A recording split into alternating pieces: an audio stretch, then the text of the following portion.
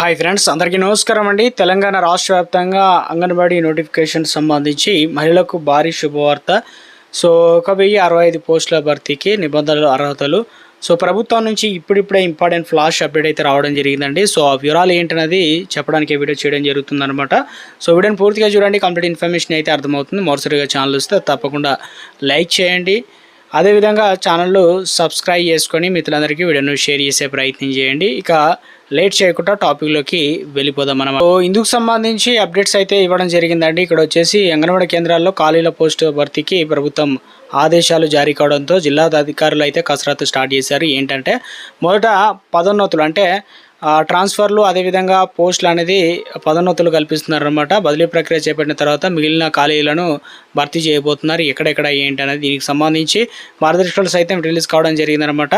So ఇక్కడ వచ్చేసి ప్రక్రియ చేపట్టేందుకు సంబంధిత అధికారులు సిద్ధమయ్యారు. ఇక్కడ వచ్చేసి ముఖ్యంగా 1065 అంగన్వాడీ కేంద్రాలకు సంబంధించి జిల్లా వ్యాప్తంగా 4 ఐసిడి ప్రాజెక్టుల పరిధిలో దాదాపుగా వచ్చేసి 1065 అంగన్వాడీ కేంద్రాలు అయితే ఉన్నాయన్నమాట. ఇందులో వచ్చేసి ముఖ్యంగా జగిత్యాల ఐసిడిఎస్ ప్రాజెక్టులో వచ్చేసి మనకు జగిత్యాలకు సంబంధించిన నోటిఫికేషన్. ఇక 307 కేంద్రాల్లో వచ్చేసి ధర్మపురిలో 219, మల్యాల్లో వచ్చేసి దాదాపుగా వచ్చేసి 227, మెట్పల్లిలో వచ్చేసి 317 అంగన్వాడీ కేంద్రాల్లో అయితే నిర్వహిస్తున్నారు. ఇక జిల్లాల్లో అంగన్వాడీ టీచర్ల పోస్టుల ఖాళీ దాదాపుగా వచ్చేసి 73 ఖాళీలు, 1 సూపర్వైజర్లు, అదేవిధంగా 2 బ్లాక్ కోఆర్డినేట్ పోస్టులు ఖాళీలు ఉన్నాయి. అయితే అంగన్వాడీ వాటికి పోస్టులకు సంబంధించి సుమారు 200 పోస్టుల పైగా ఖాళీలు అయితే ఉన్నట్లు సో ఐసిడిఎస్ వర్గాలు అయితే చెప్తున్నాయి. కాబట్టి ఇక్కడ ముఖ్యంగా జిల్లాలో వచ్చేసి ధర్మపూర్లో ఐసిడిఎస్ ప్రాజెక్ట్ పరిధిలో వచ్చేసి 20 టీచర్ పోస్టులు, జగిత్యాలలో వచ్చేసి 22 అనమాట, మల్యాల 15, అదేవిధంగా మెట్పల్లిలో వచ్చేసి 16 టీచర్ పోస్టులు ఖాళీగా ఉన్నాయన్నమాట. టీచర్ పోస్టులను అర్హులైన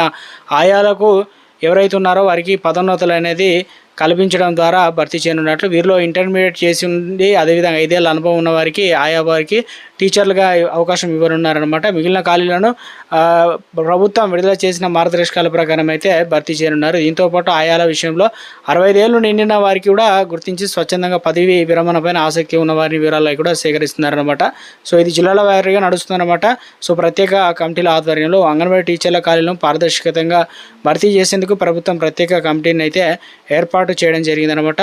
సో దీనివల్ల ఏమవుతుందంటే మొదటగా చైర్మన్, కలెక్టర్లు, అదేవిధంగా సభ్యులు, ఆర్డీఏ ఏదైతే ఉన్నాయో జిల్లా కలెక్టర్లు, వైద్య అధికారి, కన్వీనర్, జిల్లా అధికారులు వీరంతా కూడా కీలక పాత్ర పోషిస్తారు.